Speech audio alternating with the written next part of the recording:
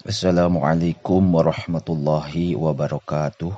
Bismillahirrahmanirrahim. Qala al-muallifu rahimahullahu ta'ala wa nafa'ana bi ulumihi fid dharaini amin ya Allah ya rabbal alamin.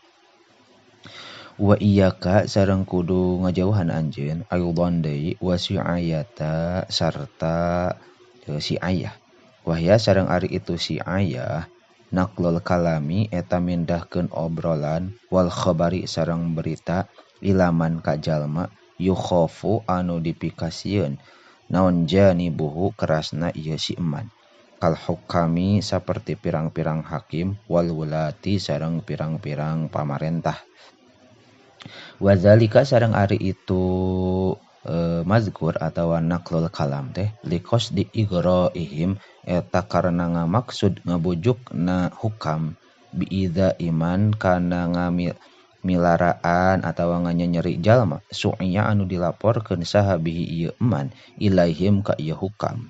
bil habsi kalawan dibui awil qatli atawa dibunuh aw bil amwali atawa ngarampas harta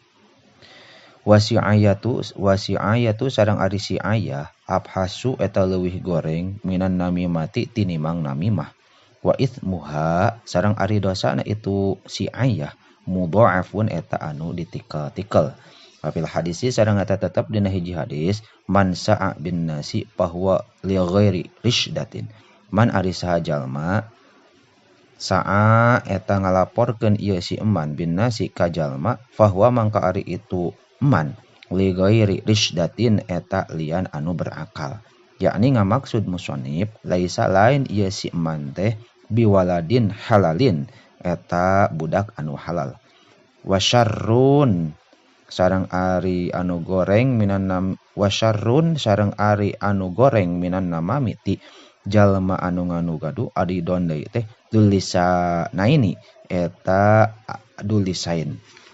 anu ngabogaan dua lisan wadul wajhaini sareng dul wajhain anu ngabogaan dua wajah wahwa sareng ari itu syarrun allazi eta jalma yang kulu anu mindahkeun ieu ladi kalama kullin kana obrolan satiap-tiap minal muta'adiyaini ti dua jalma anu silih musuhan ilal akhari kanu sejen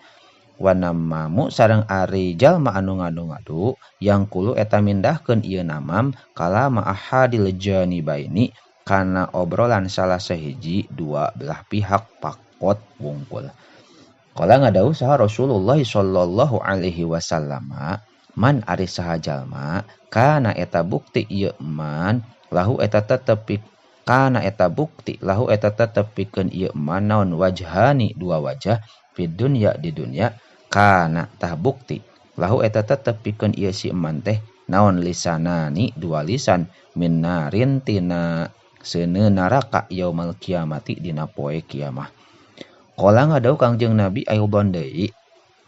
tajiduna syarran nasi yaumal qiyamati indallah tajiduna bakal manggihan aranjeun kabeh syarran nasi kana panggorengna jalma yaumal qiyamati di poe kiamah indallahi disandingeun Allah dzul wajhaini tegasna anu ngabogaan dua wajah allazi tegasna anu yakti datang ieu ladi haulai ka itu nas biwajhin kalawan hiji wajah wa haulai sareng ka nas anu sejen biwajhin kalawan wajah anu sejen wallahu a'lamu bissawab.